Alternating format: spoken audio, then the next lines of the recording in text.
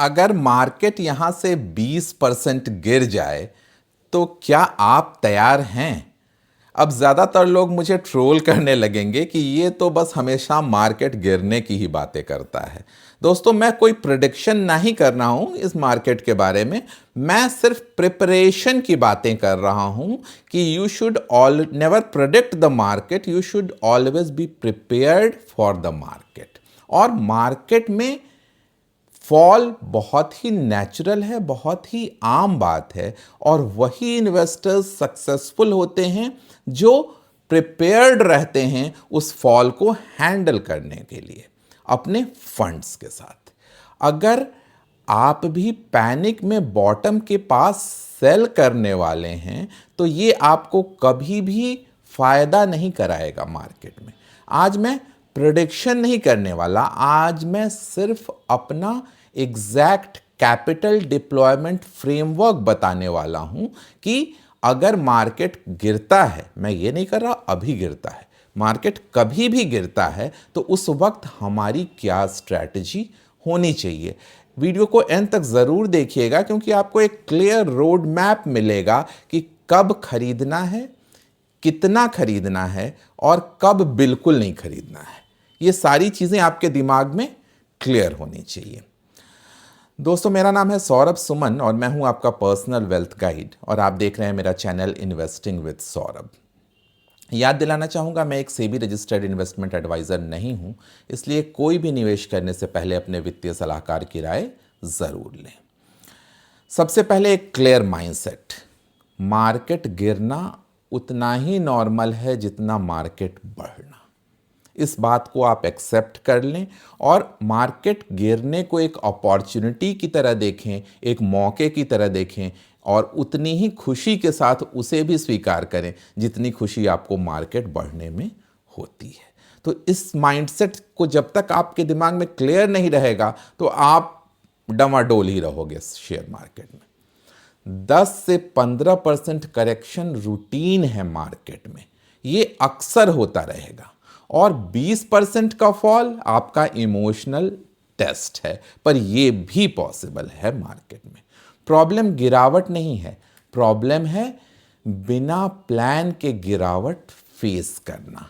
मतलब you are caught empty handed, आपके हाथ में कुछ है नहीं, कोई हथियार नहीं है इस क्रैश से डील करने के लिए, और वही लोग परेशान होते हैं स्टॉक मार्केट में। ध्यान रखना है, मार्केट में cash is also a position. अगर आपके पास ज़ीरो कैश है तो आप स्ट्रैटेजी एग्जीक्यूट ही नहीं कर सकते स्टॉक मार्केट में। हमेशा ही आपके पास लिक्विड फंड होना चाहिए अपनी स्ट्रैटेजी को इम्प्लीमेंट करने के लिए। अगर आपके पास नहीं है तो दोस्त आप खाली हाथ हो, आपके लिए स्टॉक मार्केट नहीं है। हमेशा ही बुल फेज में 100% इन्वेस्टेड रहना स्मार्ट नहीं होता है। आइडियल सिनेरियो ये है कि हमेशा ही आपको टोटल पोर्टफोलियो का 20 से 30% कैश के फॉर्म में आपकी जेब में हमेशा होना चाहिए, और इसके अलावा इमरजेंसी फंड अलग होना चाहिए। कैश रखना डर नहीं है, कैश रखना ये भी नहीं है कि मैं प्रेडिक्ट कर रहा हूं कि मार्केट गिरेगा। कैश रखना एक फ्लेक्सिबिलिटी है जो आपको कॉन्फिडेंस देगी कि मार्केट गिरेगा तो मैं उसका फायदा उठा सकता हूं। अगर मार्केट 20% मान लो फॉल करता है, बहुत सारे लोग ये गलती करते हैं कि मार्केट मान लो 8% ही गिरा, चीप लग रहा है मार्केट, तो सारा का सारा पैसा डाल दिया, कुछ नहीं। उसके बाद 12% और, मान लो पहले 8% फॉल था, अब 12% का फॉल आ गया, अब तो बाई करना ही है, अब तो दोस्त यार सबसे उधार लेकर सारा का सारा पैसा मार्केट में डाल दिया। इवन इंटरेस्ट पे पैसे लेकर डाल दिए कि मार्केट तो 12% गिरा हुआ है, अब तो मैं इस अपॉर्चुनिटी को मिस कर नहीं सकता, लॉन्ग टर्म में तो बढ़ेगा ही। और रही सही कसर मान लो 15% या 18% तक, मैं प्रेडिक्ट नहीं कर रहा हूं, मैं एक सिनेरियो डिस्कस कर रहा हूं कि how you have to handle the crash. तो 18% मान लो गिर गया, पूरा का पूरा जितना हो सकता था पैसा डाल दिया, और मान लो उसके बाद मार्केट 25% गिर गया, फिर क्या करोगे? फिर तो दोस्त यार उधार वाले सब पैसे मांगने आ गए और आपने सारा का सारा बेचकर सारा नुकसान कर लिया आपने। क्या होना चाहिए आपको? पहली तो उधार लेकर कभी भी इन्वेस्टमेंट नहीं मार्केट में। मान लीजिए मेरे पास 10 लाख रुपए डिप्लॉयबल कैपिटल है, अपनी जेब में 10 लाख रुपए का पैसा है, तो फेज 1 में मार्केट में मान लो आपको 8 से 10% का करेक्शन दिखता है, तो इस टोटल कैपिटल जो आपके पास सरप्लस है उसका सिर्फ 20% कैपिटल डालना है। और वो भी कहाँ डालना है?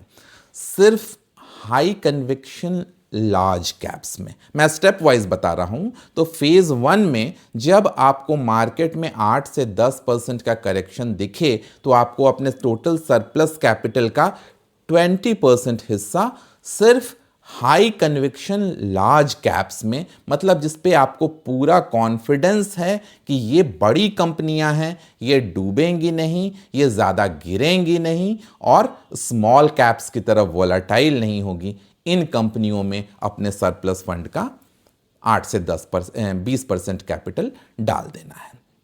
ध्यान रहे इस फेज में हम स्मॉल कैप्स में बिल्कुल नहीं डालेंगे अपना पैसा फेज 1 में। क्यों? क्योंकि अभी स्ट्रक्चर चेंज कंफर्म नहीं हुआ है, अभी ये सिर्फ हम इसको करेक्शन मानेंगे, अभी हम इसे क्रैश नहीं मानेंगे, इसे हम एक माइनर करेक्शन कह रहे हैं। फेज 2 में अगर मार्केट 15% तक करेक्ट हो जाता है तो अगला 25% हम डिप्लॉय करेंगे। कहाँ डिप्लॉय करेंगे? एक तो क्वालिटी लीडर्स में, और अगर कुछ सेक्टर रोटेशन हो रहा है, सेक्टर रोटेशन कहने का मतलब कि कुछ कंपनियां के कुछ सेक्टर्स जो हैं वो अंडर परफॉर्म करने की आशंका है, तो उन कंपनियों से निकालकर उन कंपनियों में हम शिफ्ट करेंगे जो सेक्टर्स उम्मीद है कि लीडर बनकर उभरने वाली हैं। अर्निंग विजिबिलिटी बहुत ज़रूरी है उन कंपनियों की। आपको नज़र आना चाहिए कि ये सेक्टर जो रिवाइव कर रहा है, इनकी कंपनियों में अर्निंग्स क्लियर हैं आने वाले सालों में।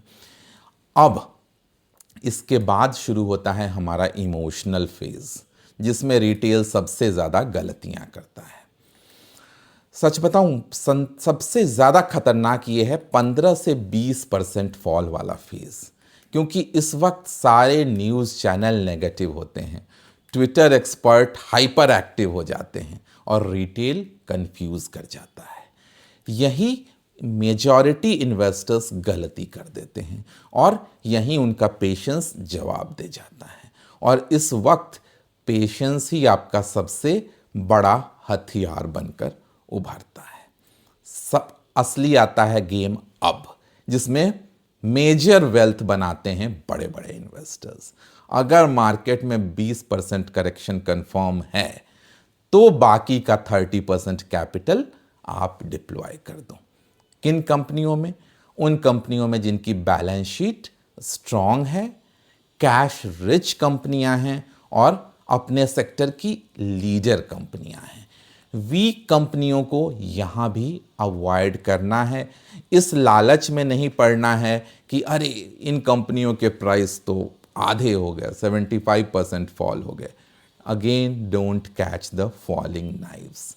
उन्हीं सेक्टर्स में इन्वेस्ट करना है, प्रॉफिटेबल कंपनियों में जो कि मार्केट लीडर्स हैं।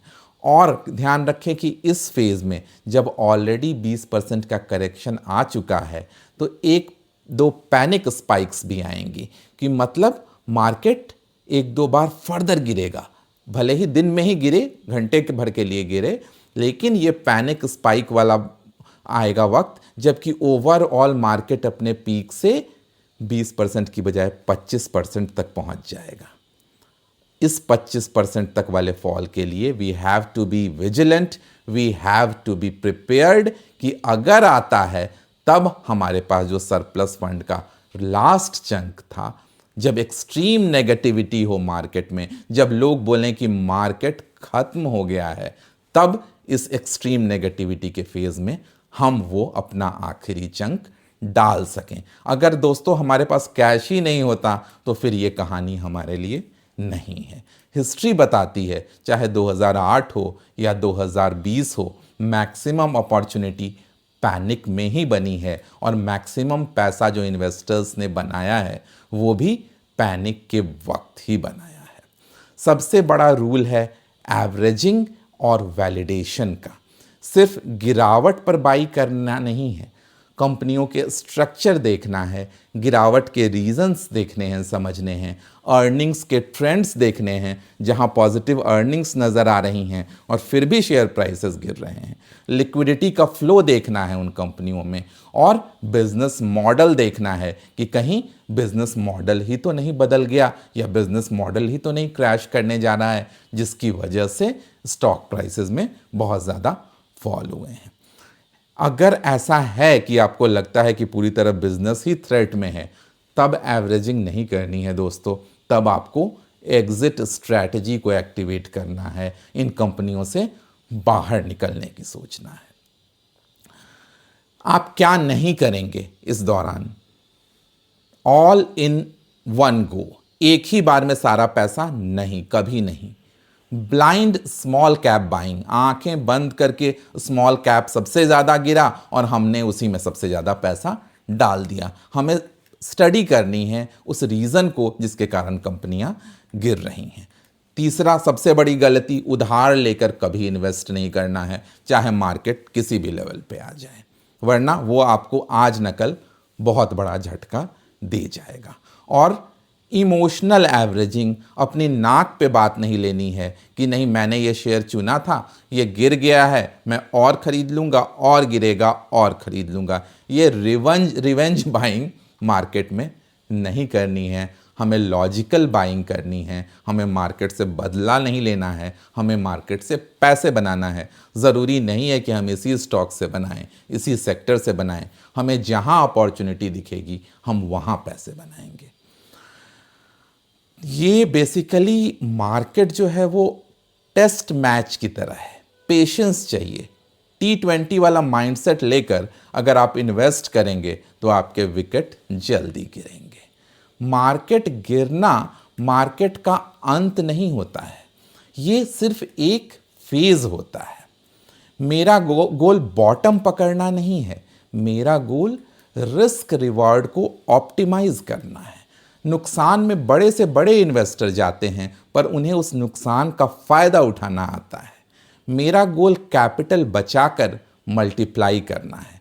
20% गिरावट डरने का सिग्नल नहीं है, 20% गिरावट डिसिप्लिन्ड इन्वेस्टर की परीक्षा है, आपका टेस्ट है। आपको प्रिपेयर करना है, प्रेडिक्ट नहीं करना है, अपना थॉरो फ्रेमवर्क तैयार करना है कि मार्केट अगर गिरता है तो हमारा बिहेवियर क्या होगा, हमारी स्ट्रैटेजी क्या होगी और इससे हम फ़ायदा कैसे उठाएंगे। हमें डिसिप्लिन्ड रहना है और टीवी ट्विटर के ड्रामे से दूर रहना है। हमारा पूरा मेंटल फ्रेमवर्क पहले से क्लियर है कि मार्केट अगर गिरता है तो हमारी ये स्ट्रैटेजी होने वाली है। मैं तो रेडी हूँ, क्या आप तैयार हो? कमेंट बॉक्स में लिखकर ज़रूर बताना। जल्दी ही मिलते हैं ऐसे किसी नए वीडियो के साथ। तब तक सौरभ सुमन साइनिंग ऑफ।